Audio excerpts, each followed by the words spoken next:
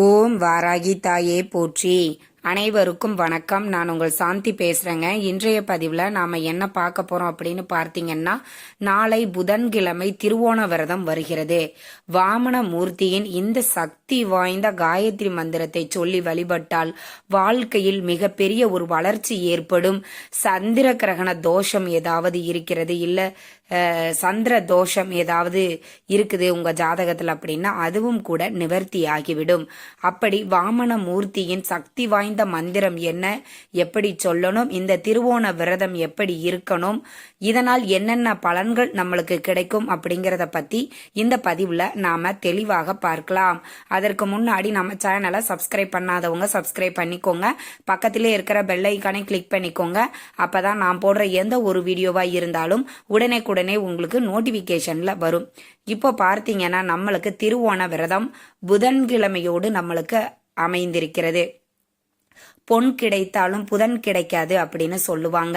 நம்மளுக்கு புதன்கிழமையோடு இந்த திருவோண விரதம் வருவது மிக மிக சிறப்பு வாய்ந்தது.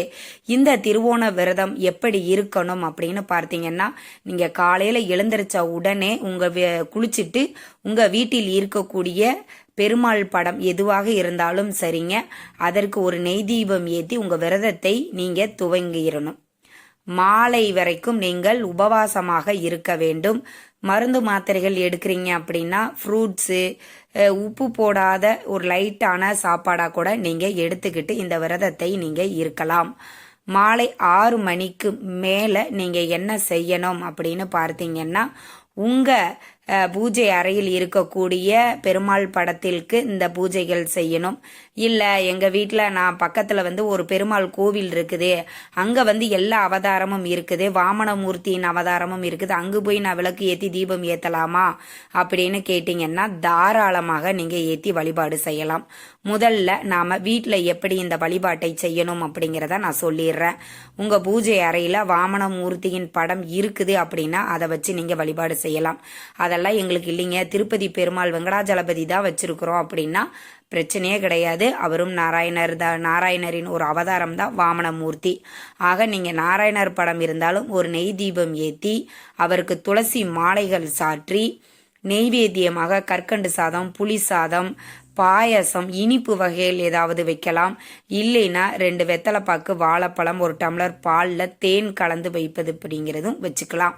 இப்படி உங்களால முடிந்த நெய்வேத்தியத்தை வச்சுட்டு நீங்க என்ன பண்ணணும் அப்படின்னு பார்த்தீங்க அப்படின்னா, இப்ப நம்ம வாமன மூர்த்தியின் மந்திரம், இந்த வாமன மூர்த்தி மந்திரத்தை சொல்வதனால் என்னென்ன சிறப்பு, திருவோண விரதம் அப்படிங்கிறதே வாமன அவதாரம் அவர் எடுத்து மகாபலியை அழித்ததன் இதாதான் நம்ம திருவோண விரதம் நம்ம கடைபிடிக்கிறோம். அந்த நாளை தான் நம்ம திருவோணம் அப்படின்னு சொல்றோம். இதை மலையாள மக்கள் ரொம்ப பிரசித்தியாக அவர்கள் வழிபாடு செய்வாங்க. நம்ம ஊர்களில் திருவோணத்தன்று விரதம் இருந்து அவரை நாம வாமன மூர்த்தியை வழிபாடு செய்வோம். அப்படி வழிபாடு செய்யும் போது இந்த ஒரு மந்திரத்தை சொல்லி நீங்க வழிபாடு செய்யணும். அப்போ உங்களுக்கு டிஸ்பிளேல கூட தெரியுது இல்லைங்களா? இந்த மந்திரத்தை நீங்க எத்தனை முறை சொல்ல வேண்டும் அப்படின்னா 7 முறை சொல்லணும். குறைந்தது 7 முறை. உங்களால 108 முறை சொல்ல முடியும் அப்படின்னா தாராளமாக நீங்க சொல்லலாம். சொல்லிட்டு தீப தூப ஆராதனை எல்லாம் காட்டி உங்களுடைய பூஜையை நிறைவு செய்து கொள்ளலாம். நீங்க வீட்டிற்கு வெளியில நிலவை பார்த்து தரிசனம் செய்துவிட்டு அதற்கு அப்புறமாக நீங்க உங்க விரதத்தை நிறைவு செய்து கொள்ளுங்கள். ஏன் வெளியில நிலவை நாம தரிசனம் செய்யணும் அப்படின்னா, இந்த திருவோணத்தன்று நிலவை தரிசனம் செய்தால் நம்ம ஜாதகத்துல சந்திரதோஷம் ஏதாவது இருக்குது அப்படின்னா அதுவும் நம்மளுக்கு நிவர்த்தியாகிவிடும். நாம ஏன் புதன்கிழமை அன்று இந்த வாமனமூர்த்திய திருவோணத்தன்று நாம வழிபாடு செய்யணும் அப்படின்னா, வாமனமூர்த்தி என்ன பண்ணாரு, மகாபலி வேள்வி ஒன்று நடத்திக்கிட்டு இருந்தார். அவர் நடத்தின அது யாரு என்ன கேட்டாலும் இல்லை அப்படிங்கிற வார்த்தையை மட்டும் சொல்லக்கூடாது.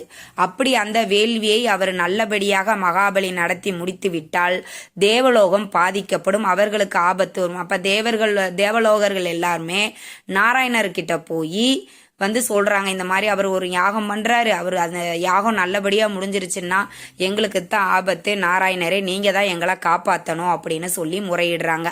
அப்ப நாராயணர் என்ன பண்றாரு, வாமன அவதாரம் சின்ன குழந்தையா அப்படியே ஃபேஸ் பார்த்தீங்கன்னா தேசஸா ஒரு ஒளிமயமான ஒரு முகத்தை, அவர் முகத்தை பார்த்த உடனேவே தெரியும் ஒரு ஞான அற்புதத்தின் ஒரு முகமாக அது அமைந்திருக்கும். அவ்வளவு அமைதி, அவ்வளவு தேசஸோட ஒரு குழந்தை வடிவில் அந்த மகாபலி நடத்தும் யாகத்திற்கு செல்கிறார். சென்று அங்கு இருக்கக்கூடிய மகாபலியின் அவர் குரு சொல்றாரு, இவரை பார்த்தா மானுடன் மாதிரி இல்லை, இவர் சாதாரண மனிதர் கிடையாது, இவருக்கு நீ எந்த ஒரு பொருளையும் தானம் கொடுக்காத, எது கேட்டாலும் இல்லைன்னு சொல்லிரு அப்படின்னு மகாபலி கிட்ட சொல்றாரு. அப்ப மகாபலி சொல்றாரு, குருவே நீங்க தான் யார் என்ன கேட்டாலும் இல்லைன்னு சொல்லக்கூடாதுன்னு சொல்றீங்க, இப்ப நீங்களே இவர் கேட்ட உடனேவே இல்லைன்னு சொல்றீங்களே அப்படின்னு கேட்கிறார். இல்லப்பா, அது மனிதர்களுக்கு பொருந்தும், இவர் மனிதர் அல்ல, அதனால் இதுல வேற ஏதாவது ஒரு சூழ்ச்சி இருக்கக்கூடும், நீ இவர்கிட்ட எந்த ஒரு தானத்தையும் கொடுக்காத அப்படின்னு சொல்றார். ஆனா குரு வார்த்தையும் மீற முடியாது, அதே மாதிரி வேள்வி நடத்துற இடத்துல இல்லைன்னு நாம சொல்ல முடியாது. ஆக பார்த்துக்கலாம், பக்கத்துல வரட்டும் அப்படின்னு சொல்றாரு. அப்போ பக்கத்துல வந்த உடனேவே அவர் முகத்தை பார்த்து உனக்கு என்ன வேணும் அப்படின்னு கேட்கிறாரு மகாபலி. எனக்கு 3 அடி, என் காலால் அளந்து 3 அடி நிலம் கொடுத்தால் போதும் அப்படின்னு சொல்றாரு. அப்ப மகாபலி சொல்றார், நீயோ சின்ன குழந்தை, உன்னோட பாதத்துல 3 அடி அளந்தா என்னுடைய உள்ளங்கை அகலம் கூட வராது, நீ 3000 அடி கேளு, 3 லட்சம் அடி கூட கேளு, நான் தருகிறேன், இன்னும் கொஞ்சம் அதிகமாக கேளு அப்படின்னு கொடுக்குறார். ஏன்னா ஒரு அந்தனர், எனக்கு அளவுக்கு அதிகமாக நான் தானம் வாங்கக்கூடாது அப்படிங்கிற ஒரு நியதியும் இருக்கிறது, எனக்கு என் காலால் அளந்த 3 அடி நிலம் போதும் அப்படின்னு சொல்றார். அப்படி சொன்னதுக்கு அப்புறம் அவர் என்ன சொல்றார், சரி அப்படின்னு சொல்லிட்டு கமண்டலத்துல இருந்து தண்ணிய அவர் கையில அப்படியே ஆகட்டும்னு நீர் விடணும். ஆனா கமண்டலத்தை கவுத்தின உடனே நீர் வரல. ஏன் வரலைன்னா அந்த மகாகுரு வண்டு ரூபத்துல போய் இவர் என்ன சொன்னாலும் மகாபலி கேட்க மாட்டேங்கிறாரு, அட்லீஸ்ட் நம்ம தண்ணி இது பண்றதையாவது நாம தடுக்கலாம் அப்படின்னு அந்த கமண்டலத்துக்குள்ளார போய் வண்டு ரூபத்துல அடைச்சுக்கிறார். அவர்கிட்ட பெருசா என்ன இருக்க போது, தர்பை புல்லு தான் இருக்கும். அதை எடுத்த உடனே அந்த ஓட்டையில ஒரு குத்துனா அவரோட கண்ணுல போய் பட்டுருச்சு. அப்ப தண்ணீர் அதுல நிறைய கூட வரல, கொஞ்சமா அவர் கையத்தான் தொட்டிருக்குது. உடனே வாமனமூர்த்தி மலமளன்னு வளர்ந்து வானுக்கும் விண்ணுக்கும் ஒரே ஆளாக நின்னார்.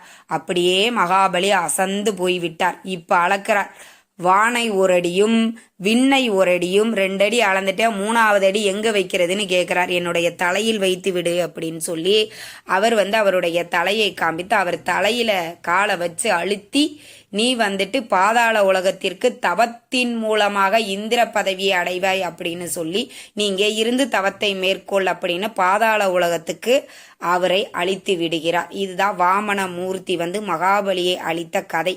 இப்போ இப்படி நாம வாமன மூர்த்தியை வழிபாடு செய்தால் என்ன வரும் அப்படின்னு பார்த்தீங்கன்னா, அவர் எப்படி தண்ணீர் பட்ட உடனே மேல மேல மேல மேல வளர்ந்து கொண்டே போனாரோ, அதே மாதிரி இந்த நாள்ல வாமனமூர்த்தியின் மந்திரத்தை சொல்லி அவரை நாம வழிபாடு செய்தோம் அப்படின்னா நம்ம வாழ்க்கையில மிகப்பெரிய ஒரு வளர்ச்சியையும் முன்னேற்றத்தையும் நாம அடையலாம். நிறைய பேருடைய வாழ்க்கையில ஒரு முன்னேற்றமே இல்லை, நாங்க பரம்பரையா கஷ்டப்பட்டுக்கிட்டே தாங்க இருக்கிறோம், நாங்களும் முன்னுக்கு வரணும்னு எவ்வளவு போராடினாலும் எங்களால அது மாதிரி வர முடியல, ஒரு வாழ்க்கையில முன்னேறி ஒரு பிசினஸ்ல முன்னேறி எங்களால வர அப்படிங்கிற ஒரு சூழ்நிலைகள்ல நீங்க இருக்கிறீங்க அப்படின்னா, திருவோணம் ஒவ்வொரு மாதமும் வரக்கூடிய திருவோணத்துல நீங்க விரதம் இருந்து பெருமாளை வழிபாடு செய்து நீங்க இந்த மந்திரத்தை சொல்லி வழிபாடு செய்யுங்கள். நிச்சயம் உங்க வாழ்க்கையில மிகப்பெரிய ஒரு மாற்றத்தை ஏற்படுத்தும். இப்போ நீங்க கோவில்ல போய் செய்யறீங்க அப்படின்னா, வாமனமூர்த்தியின் சந்நிதி உங்களுக்கு இருக்குது அப்படின்னா அங்க போய் தீபங்கள் 2 நெய் தீபம் ஏத்திட்டு பெருமாளுக்கு துளசி மாலையை சாற்றிவிட்டு வழிபாடு செய்வது அப்படிங்கிறது மிக ஒரு அற்புதமான ஒரு பலனை தரும். இந்த தகவல் உங்களுக்கு ரொம்பவுமே பயனுள்ளதாக இருந்திருக்கும்னு நினைக்கிறேங்க. வீடியோ பிடிச்சிருந்தா லைக் பண்ணுங்க, ஷேர் பண்ணுங்க, கமெண்ட் பண்ணுங்க. நன்றி, வணக்கம்.